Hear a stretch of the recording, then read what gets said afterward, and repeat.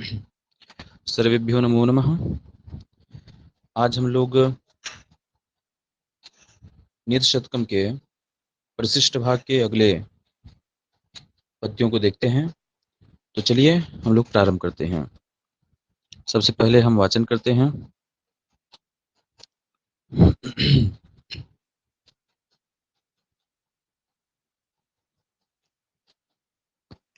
रे रे चातक सावधान मनसा मित्रक्षणं श्रूयताम् अम्भोदा बहवो हि सन्ति गगने सर्वेऽपि नैतादृशाः केचिद्वृष्टिभिरार्द्रयन्ति वसुधाम् गर्जन्ति केचिद्वृथा यं यं पश्यसि तस्य तस्य पुरतो मा ब्रूहि दीनं वचः। चलिए इसके अर्थ को हम देखते हैं। एक कोई चातक से कह रहा है कि दीनता सबके सामने प्रकट नहीं करना चाहिए। क्या कह रहे हैं तो सबसे पहले हम देखते हैं। रे रे चातक, अरे चातक, मित्र, हे मित्र चातक, रे रे मित्र चातक, हे मित्र चातक, सावधान मनसा क्षणम श्रूयताम। श्रूयताम मतलब सुनो, श्रूयताम, श्रूयेताम, श्रूयंताम। लोट लकार प्रथम पुरुष एक वचन। सुनो, क्या सुनो तो आगे बताएंगे।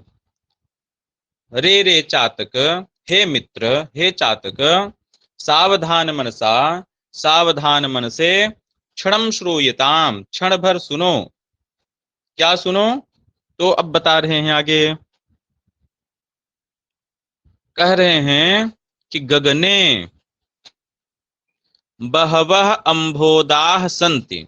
यहां पर अम्भोदाह होना चाहिए। अम्भोद शब्द से जसाएगा, अम्भोदस, अम्भोदास हो जाएगा कुछ प्रक्रिया करके। अम्भोदास में सकार को रू होगा, रू को भो भोगो अघो पूर्व योश से यह होगा, यकार का हलि सर्वेशाम से लो।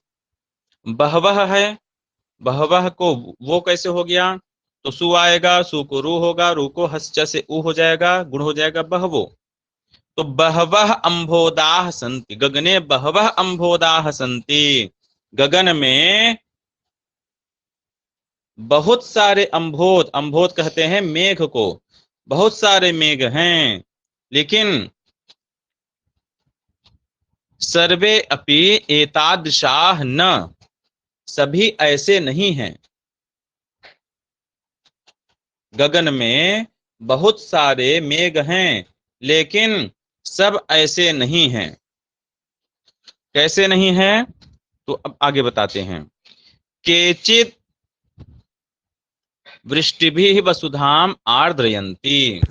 केचित, चित और चन अनिश्चयवाचक के लिए होते हैं। केचित अर्थात कोई जो मेघ हैं, कुछ मेघ जो है, वसुधाम आर्द्रयन्ति, वसुधा को आर्द्र करते हैं, गीला करते हैं, उसको भिगो देते हैं।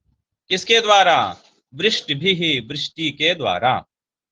केचित से मेघा लेंगे, केचित मेघाः, केचित अम्बोदाः, कोई मेघ, कोई जो अम्बोद है, बादल है, वृष्टि भी, वृष्टि के द्वारा, वर्षा के द्वारा, वसुधाम आर्द्रयन्ते, वसुधा को आर्द्र करते हैं, वसुधा को गीला करते हैं, वसुधा को भिगो देते हैं।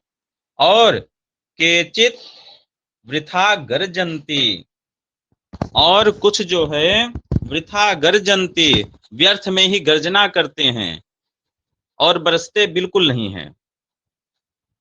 केचित वृष्टि भी वसुधाम आर्द्रयन्ति, कोई तो वसुधा को अपनी वृष्टि के द्वारा, वर्षा के द्वारा भिगो देते हैं, लेकिन केचित वृथा गर्जन्ति, कुछ तो व्यर्थ में ही गर्जना करते हैं और निकल जाते हैं। इसलिए यम यम पश्यसि, जिसको जिसको भी देखो, तस्य तस्य पुरतः, उसके उसके सामने, दीनम वचः मा ब्रूहि, वचः यहाँ पर एक प्रथमा एक वचन का है, द्वितीय एक वचन का, ठीक, वचः वचसी वचांसी, वचः वचसी वचांसी, तो द्वितीय एक वचन, दीनम वचः मा ब्रूहि, दीनता वाले वचन मत कहो, करुण करुण प्रधान बातें उनसे मत कहो, उनसे मांगो नहीं। ठीक है, पुनः एक बार हम देखते हैं। रे रे चातक मित्र, हे चातक मित्र, सावधान मनसा क्षणम श्रोयताम, सावधान होकर के, सावधान मन से क्षण भर मेरी बात सुनो। क्या बात है? तो कहते हैं, गगने बहवह ही अंबोदा संति, गगन में, आकाश में बहुत सारे बादल हैं, लेकिन सर्वे अपि एतादृशा न, सभी ऐसे नहीं हैं। कैसे नहीं हैं?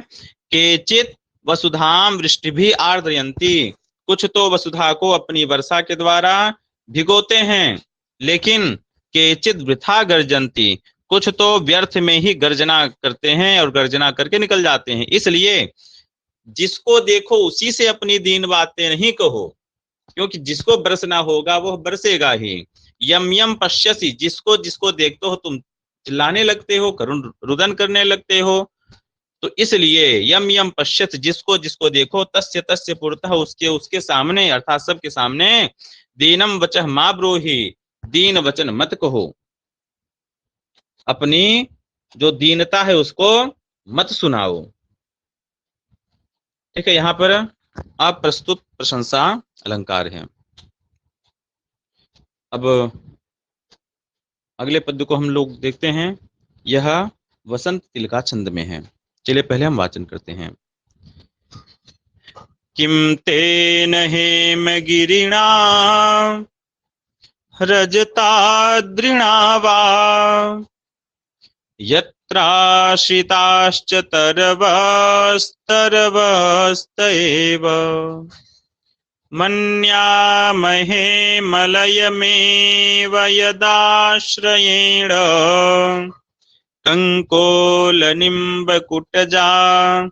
अपि चंदना स्युः। कहते हैं, तेन हेम गिरिणा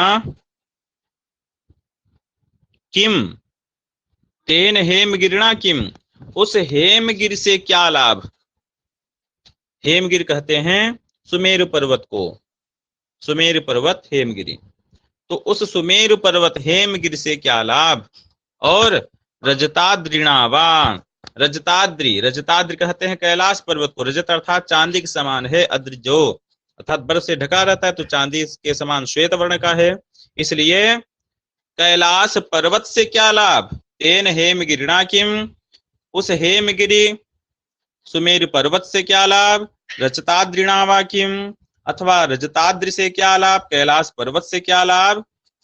क्यों लाभ नहीं है। यत्राश्रिताः तरवः, जहां पर आश्रित जो वृक्ष हैं, जहां पर रहने वाले, जिस पर्वत पर रहने वाले वृक्ष, तरवः एव, केवल वृक्ष ही रह जाते हैं। यत्राश्रिताः, जहां पर उगने वाले, जहां पर रहने वाले, तरवः तरु वृक्ष, तरवः एव, केवल वृक्ष ही रह जाते हैं। अब वृक्ष वृक्ष नहीं रहेंगे तो क्या हो जाएंगे, इसमें क्या लाभ और हानि की बात है। तो आगे बता रहे हैं एक विशेष बात, क्या कह रहे हैं। मन्यामहे, यह हम मानते हैं, मलयम एव, केवल एक मलय पर्वत ही है। मलयम एव मन्यामहे, हम केवल मलयाचल को ही पर्वत मानते हैं, उसको ही सराहते हैं। क्यों। यदाश्रयेण, जिसके आश्रय से। कंकोल निम्ब कुटजाह, यहां पर विसर्ग नहीं है, क्योंकि वही भो भुगो घो पुरुषयोषी और लोपसा कल्यस्य, ठीक, इसलिए विसर्ग नहीं है। यदाश्रयेण जिसका आश्रय होने से कंकोल निम्ब कुटजाह, कंकोल नीम और कुटज अर्थात अर्जुन वृक्ष, ऐसे वृक्ष जो है अपि चंदना स्युः, ऐसे वृक्ष भी चंदन हो जाते हैं, अर्थात संसर्ग के गुण से उनमें भी वो गुण आ जाते हैं। कंकोल निम्ब कुटजा, क्योंकि मलयाचल कहा जाता है अर्थात मले मत चंदन, तो चंदन का पर्वत अर्थात वहां पर नीम और कंकोल अर्जुन वृक्ष का नाम नहीं लिया जा रहा है, सभी को एक नाम से मलयगिरी अर्थात चंदनों का पर्वत ऐसा कहा जा रहा है। और वहां पास में रहने से उनके वृक्षों में भी कुछ न कुछ खुशबू आती है, इत्यादि इत्यादि वहां के गुण होते हैं। पुनः एक बार देखते हैं,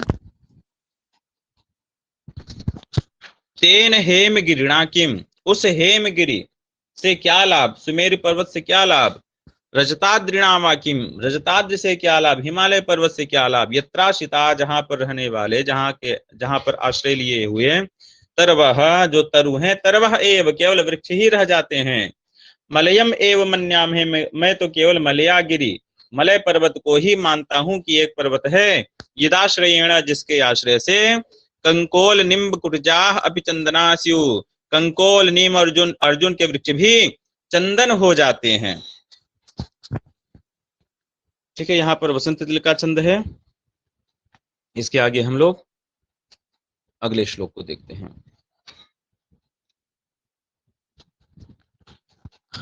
पातितोऽपि कराघातैः रुत्पतत्येव कन्दुकः प्रायेण साधुवृत्तानामस्थायिन्यो विपत्तयः। अब यहाँ पर जो साधु वृत्ति वाले हैं उनकी विपत्ति के बारे में बताते हैं कि वह टिकते नहीं हैं, जो विपत्तियां हैं वह टिकती नहीं है। कैसे नहीं टिकते हैं तो बताते हैं कि कंदुकः पातितः अपि उत्पतति, कंदुक गिराए जाते हुए भी उठ जाता है। किसके द्वारा गिराया जाए, कराघातैः, कर के आघात से, हाथ के आघात से, हाथ में ले करके कंदुक को जितना तेज पटका जाए वह उतना तेजी से ऊपर जाता है, ऊपर उठता है। तो कराघातैः पातितः अपि, कर के आघात के द्वारा, पातितः अपि गिराया हुआ भी, जो कंदुक है, कंदुकः जो कंदुक है, उत्पतति एव वह उछल जाता है और ऊपर उठ जाता है। उसी प्रकार प्रायेण, प्रायः साधुवृत्ता नाम, जो साधु वृत्ति वाले हैं, जो साधु पुरुष हैं, जो सज्जन पुरुष हैं, उनकी विपत्तयः विपत्तियां अस्थायिन्यः अस्थायी होते हैं, अर्थात बहुत दिनों तक रहने वाली नहीं होती हैं। ठीक, पुनः एक बार हम लोग देखते हैं, कराघातैः कर के आघात से, हाथ के द्वारा जोर लगाने से, पातितः जोर लगाकर पटकने से, उसको गिराने से, कंदुकः उत्पतति, तो जो कंदुक है, जो गेंद है, और ऊपर उठ जाता है। उसी प्रकार प्रायेण, प्रायः साधुवृत्तानाम, जो साधु वृत्ति वाले हैं, जो सज्जन हैं, उनकी विपत्तयः विपत्तियां अस्थायिन्यः स्थायी नहीं होती हैं, अस्थायी होती हैं, अर्थात बहुत दिन तक नहीं रहती हैं। इसमें अनुष्टुप छंद है।